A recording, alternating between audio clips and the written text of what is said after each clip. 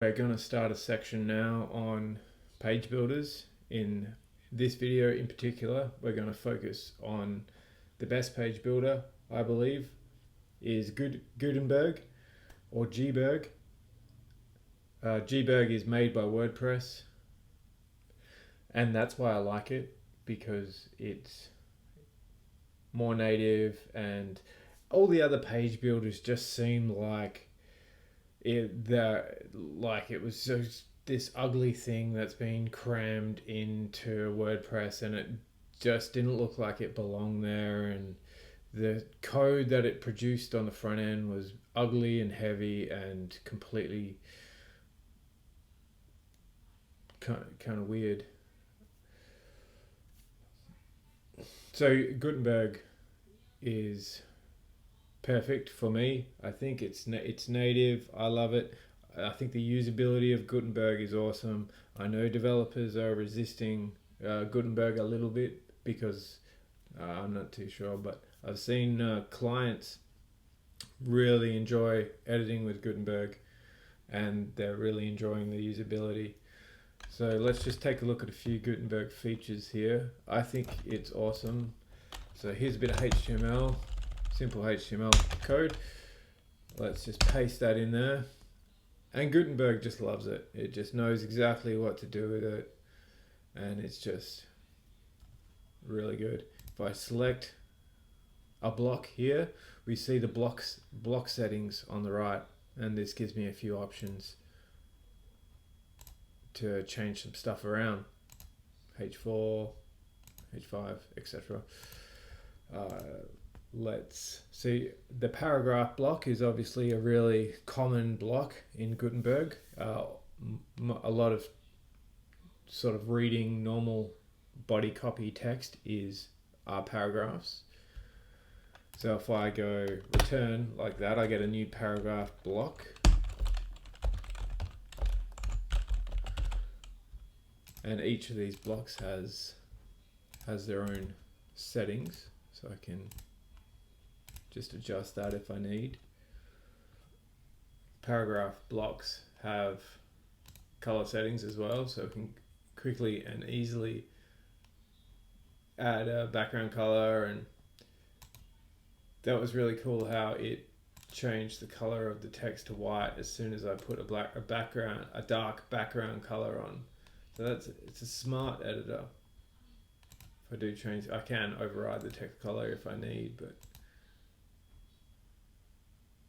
always preview it to make sure you're getting the expected results. I think Gutenberg does a really good job of showing you what things are going to look like on the front end, but it's always good to preview. One of the main features of Gutenberg is this block navigator. So this is a list of all the blocks you've entered on your page, and if I select one, it gets selected down in the body. Good paragraph. I can add more blocks. Paragraph, as we've seen before. And now that's reflected here as well. These weird arrows are undos, so I can just undo my little change that I just did, and then I can redo if I need. We can add in an image block if we want. Upload from the computer, but just use one from the media library. Perfect. The cover block is also really cool. It allows you to throw in an image in the background, and then we can have text over the top, which is awesome. Now if I preview that, see what that looks like on the front end. So it's automatically put a fade over the image too. We can adjust, I'm pretty sure we can adjust that fade overlay color in the block properties. So we can get a blue or a tinge or something like that. We've got a bit of artistic control here, a bit of creative control, and we can build some lovely compositions. A feature I like to see in modern websites is when content components break out of that set width that you see so often. I think it's so refreshing to have an option where the block expands to the full width of the monitor. So let's take a look at how that looks in a preview. This feature is not supported by all themes. As I'm using a default WordPress theme, WordPress is built in, this theme has built-in support for this full width feature. One of the most powerful features I feel is the reusable block feature. So saving as a reusable block, say I've constructed this awesome block here and I've spent a ton of time and I've got it just right, and now I just want to use this block again on a lot of other pages. So I just go add to reusable block, give it a name,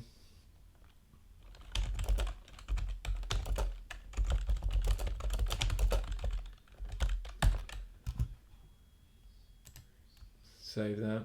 So now that's ready for reuse on another page.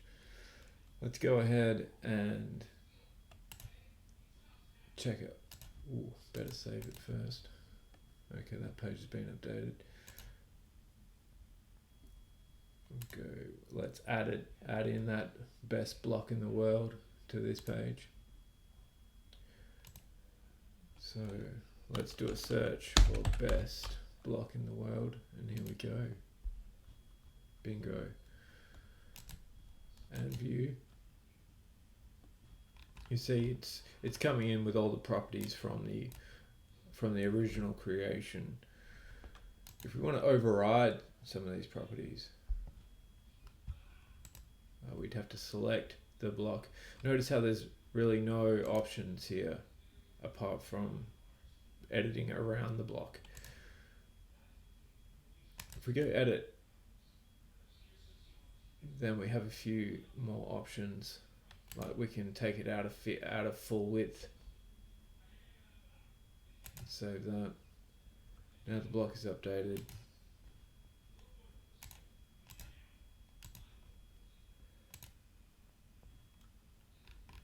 Okay, so let's go back to our services page and see if it updated there too.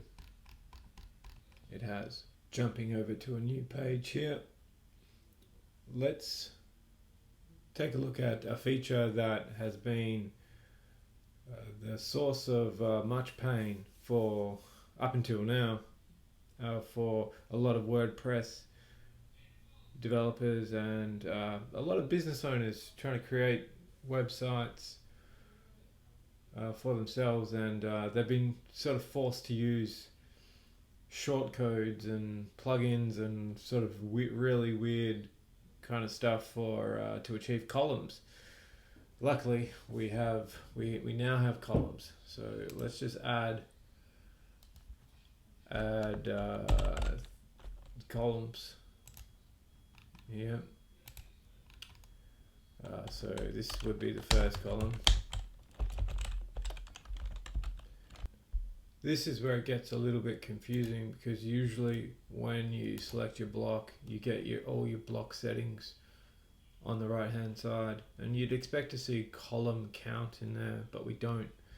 To get the column count up, we actually have to choose the little grubber icon next to the block. Now we have a column count. So at the moment we've got 2. Now we can add in some more blocks here. Add in some more columns. So we've got second column. Hit tab and we can go jump over to the next one. Oh no, it doesn't actually do that for you. Third and fourth. Now all these columns have their own color settings if required.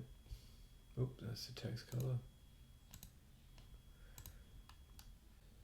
Another cool thing about these columns is that they are responsive. So on a mobile device, they will stack on top of each other, which is a better user experience for the viewer.